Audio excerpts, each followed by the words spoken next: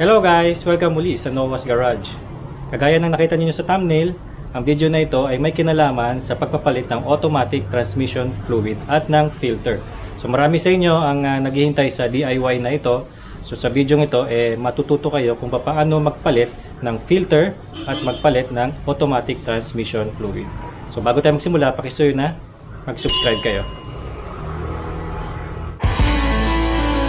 Yun.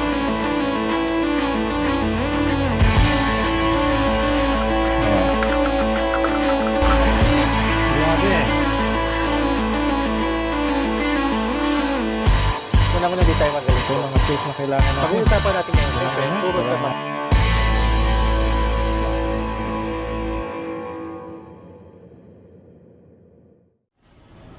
So, tunghayan nyo before guys, yung ating video tungkol sa ATF leak, no? Kung mayroong nagli-leak sa inyong sasakyan na transmission fluid, alam nyo na kung saan magda-diagnose.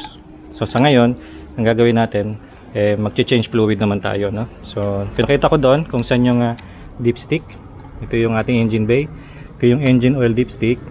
Ito naman yung transmission fluid dipstick natin. So dito tayo mag-refill mamaya. Okay? So magkagandahan ng Montero Sport Gen 2 ay hindi siya sealed transmission. So hindi tayo mahihirapan mag-refill ng transmission fluid. Dito lang siya sa dipstick.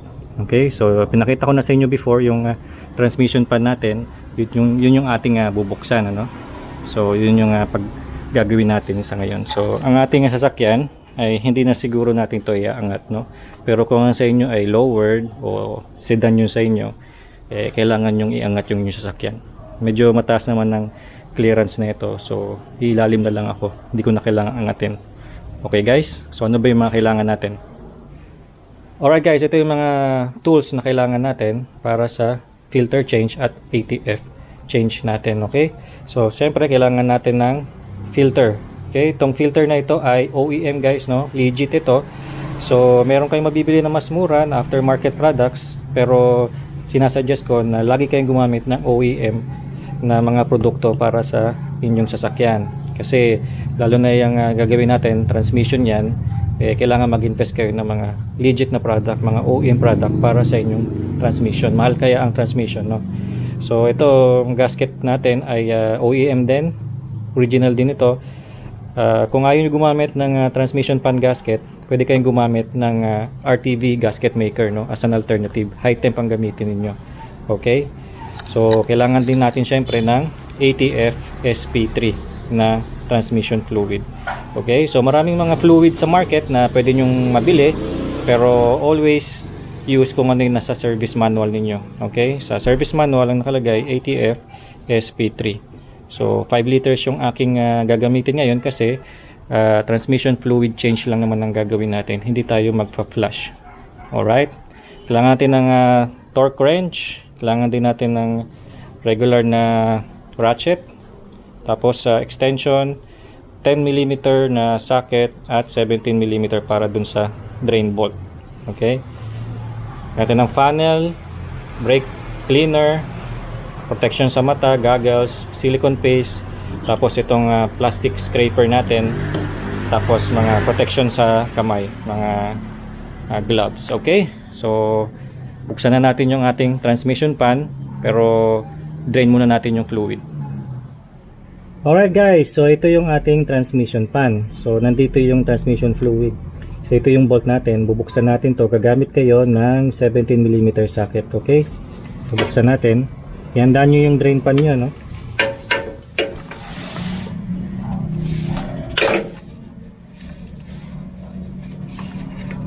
Yun.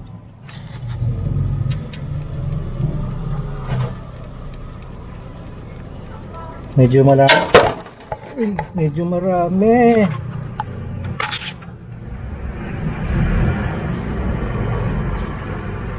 Alright, so hayaan muna natin tumulo lahat. Okay.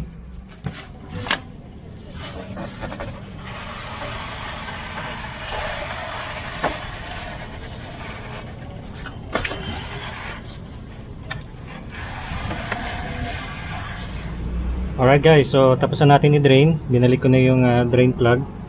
So tatanggalin naman natin itong mga bolts na ito, no? Yan yung mga bolts na yan, okay? So nakapalibot yan sa buong pan, okay? So yan ang tatanggalin natin. Pakita ko sa inyo, ha. Kunin ko lang yung aking flashlight. Yan. Okay? So palibot yan yung pan ng bolt. Tatanggalin natin yan. Tapos makita nyo to, guys, pipe na ito. Ito yung ating dipstick pipe. Okay? So banda rito, yan, hinuhugot lang yan, guys, no?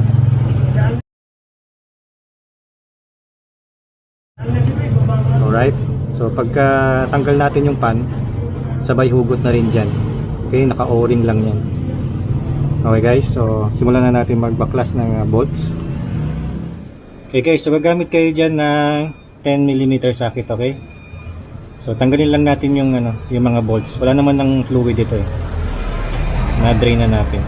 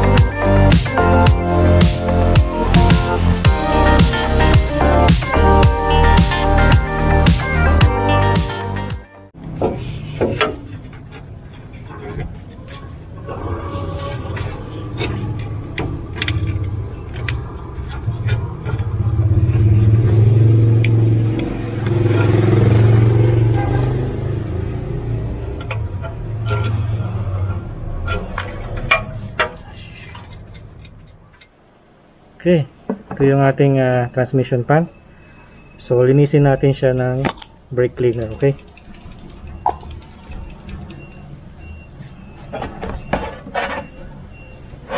Dumi, oh.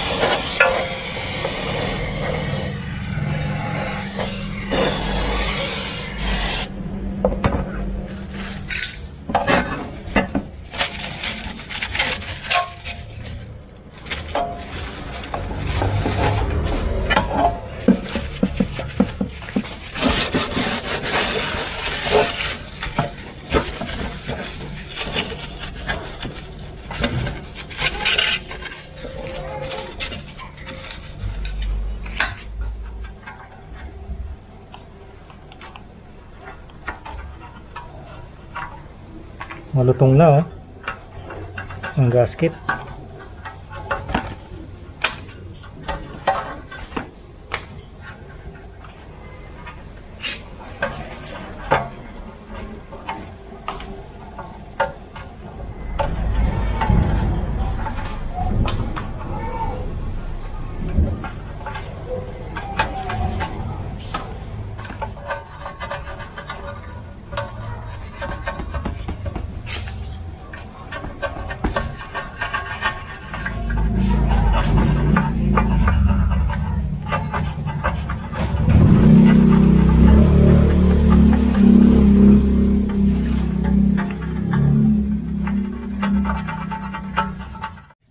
So may dalawang bolt lang yan, dito tsaka dito, okay, para matanggal natin.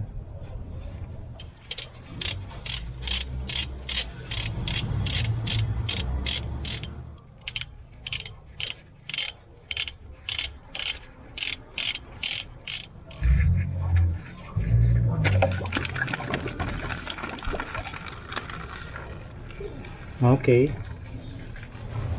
So ikpitan lang natin to konti ano, yung mga bolts na ito.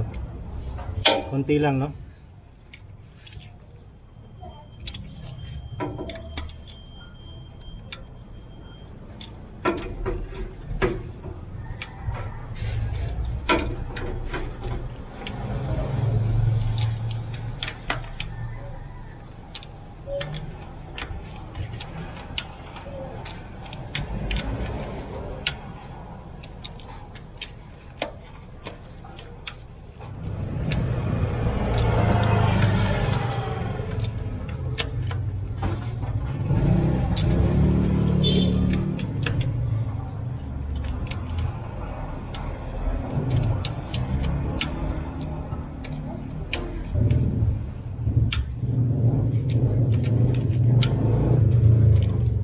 So ito guys yung ating old filter, ito yung bagong filter natin. So makita nyo, no, parehas na parehas siya, diba?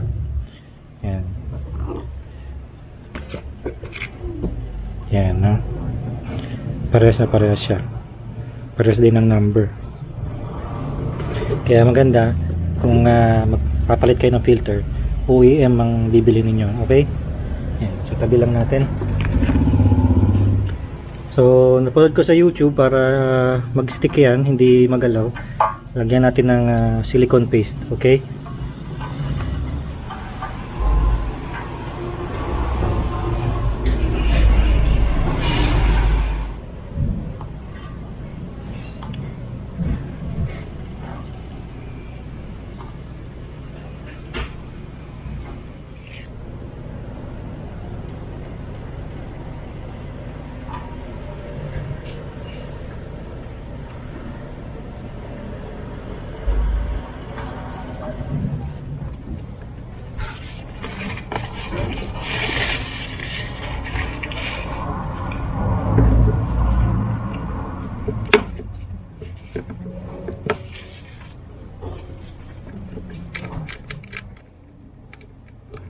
So hindi ko alam ang torque spec nito guys, no? Pero sa tingin ko hindi naman ito masyadong mahigpit kasi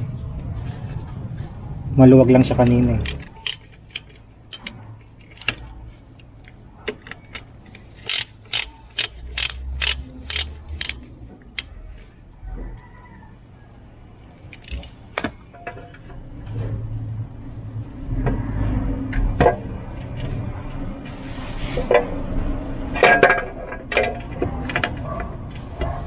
So ilapat nyong mabuti yung gasket, yung pan doon sa mismong transmission.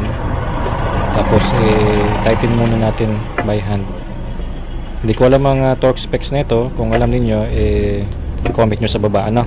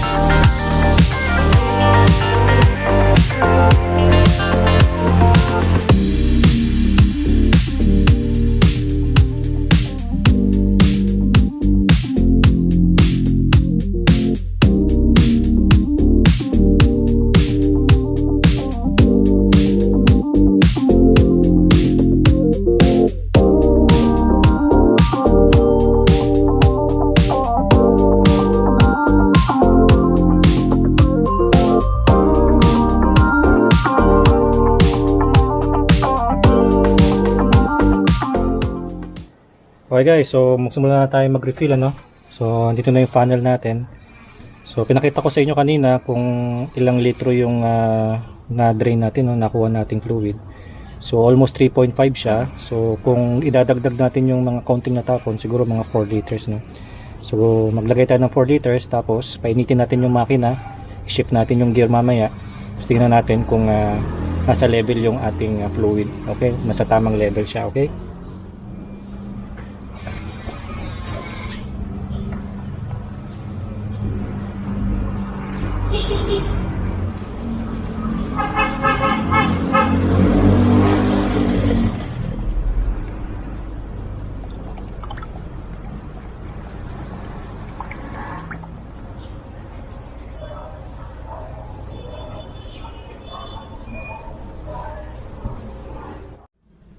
Okay guys, so start natin yung engine.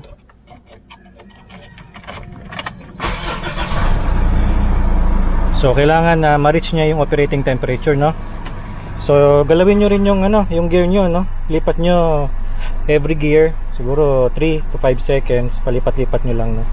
Hanggang sa makuha niya yung operating temperature. Okay? Para mag-circulate yung ating fluid. Okay? Ganito, oh.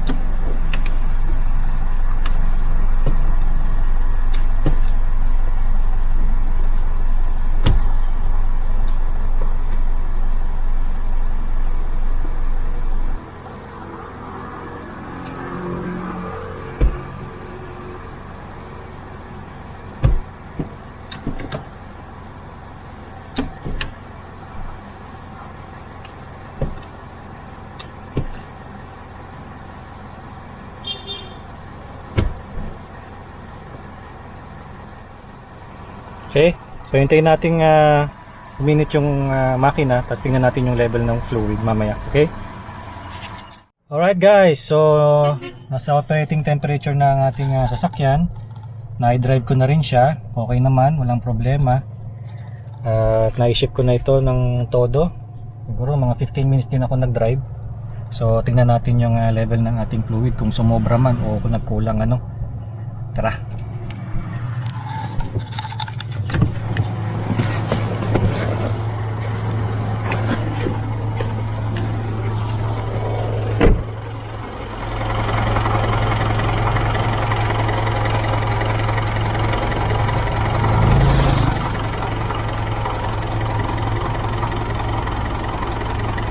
Alright. Dito naman yung level niya, no? Ibubulit natin.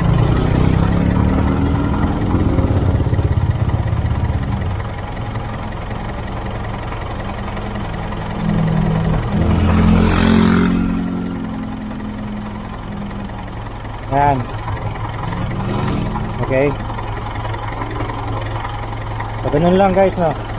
Magpalit ng transmission fluid at ng filter.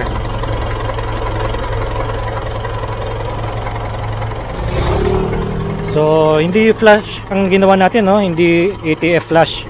Pagka flash, gagamitan nyo ng machine yon, o kaya bubunutin nyo yung hose dito sa may radiator. So mas maganda na change lang ang gawin niyo guys, no? Hindi flash. Kasi pagka nagpapalit naman kayo ng ATF fluid, mahahalo naman yun dun sa transmission, dun sa torque converter natin at sa iba pa. So mas maganda yun. Okay? So sana natuto kayo sa video na ito. Pakisuyo na i-like ito at mag-subscribe kayo guys, ano? Maraming salamat at sa ulitin.